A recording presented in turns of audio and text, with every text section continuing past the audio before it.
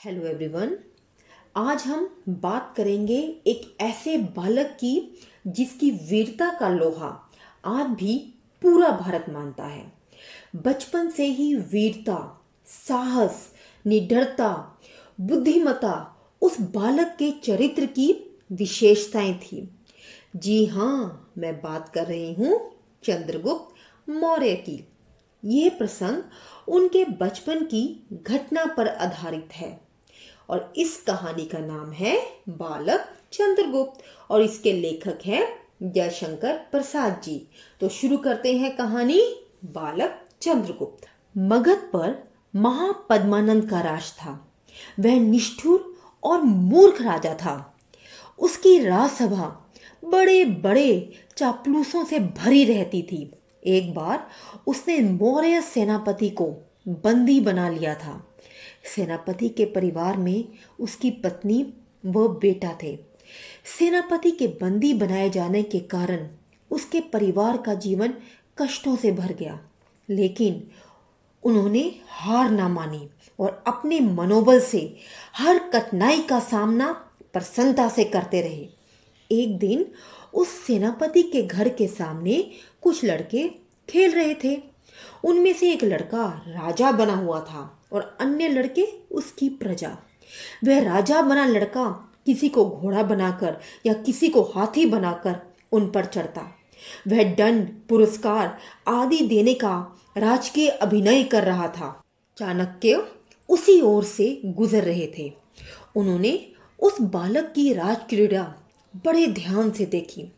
कौतूहलवश और मजाक मजाक में वे उस बालक के पास गए और जाकर प्रार्थना की, राजन, मुझे दूध पीने के लिए गाय चाहिए। बालक ने राजा समान उदारता का अभिनय करते हुए गायों को दिखलाकर कहा, इनमें से जितनी इच्छा हो ले जाओ। चाणक्य ने हंसकर कहा, राजन, ये जिनकी गायें हैं वे मुझे मारने लगे तो? बालक ने सगर्व कहा, किसका साहस है जो मेरे आदेश को ना माने?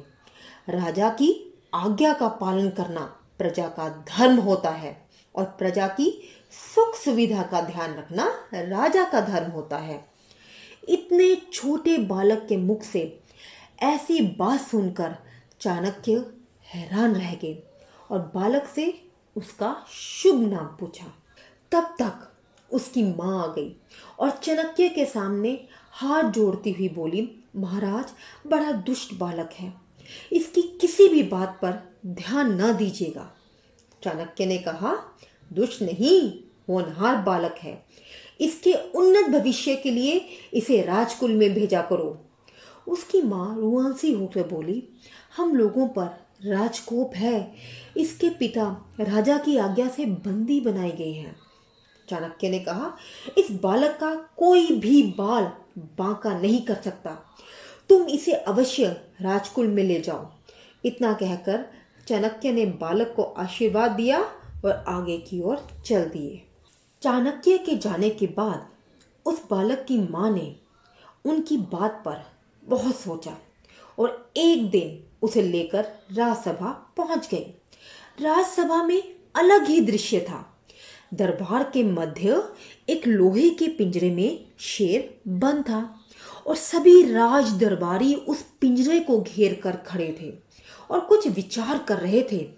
पता चला कि वह शेर और पिंजरा किसी अन्य राजा ने महापद्मानंद के दरबार में चुनौती के रूप में भेजा था और चुनौती थी कि पिंजरे को खोले बिना इसे खाली करना है।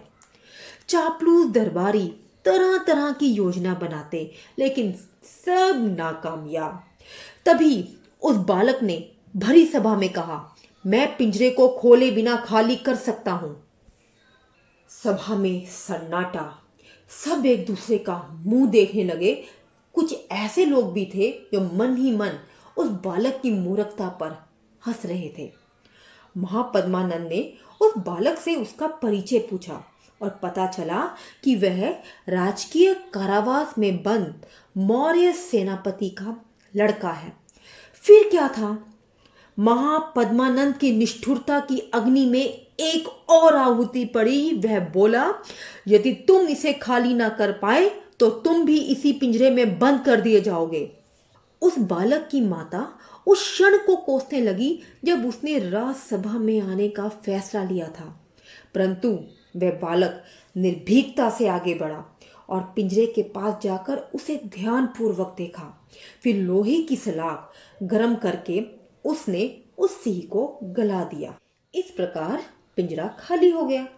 सब लोग चकित रह गए। राजा ने बालक से पूछा, तुम्हारा नाम क्या है? उसने कहा, चंद्रगुप्त। राजा ने प्रसन्न होकर उसे तक्षशिला के विश्वविद्यालय में पढ़ने के लिए भेजा। आगे चलकर यही बालक ब्राह्मण चाणक्य की सहायता से सम्राट चंद्रगुप्त मौर्य के नाम से प्रसिद्ध हुआ। तो बच्चों, इस कहानी से हमने सीखा कि यदि हम में काबिलियत है और कुछ नया जानने और सीखने का नजरिया है तो हमें आगे बढ़ने से कोई नहीं रोक सकता। चंद्रगुप्त में आगे बढ़ने की इच्छा व काबिलियत दोनों थी। उसके यही गुण उसे तक्षशिला विश्वविद्यालय तक और आगे मगध के राज सिंहासन तक ले गए। तो बच्चों, उम्मीद है कि आप भी अपनी काबिलियत और गुणों से आगे बढ़ने और जीवन में ऊंचा उठने की पूरी कोशिश करोगे। धन्यवाद।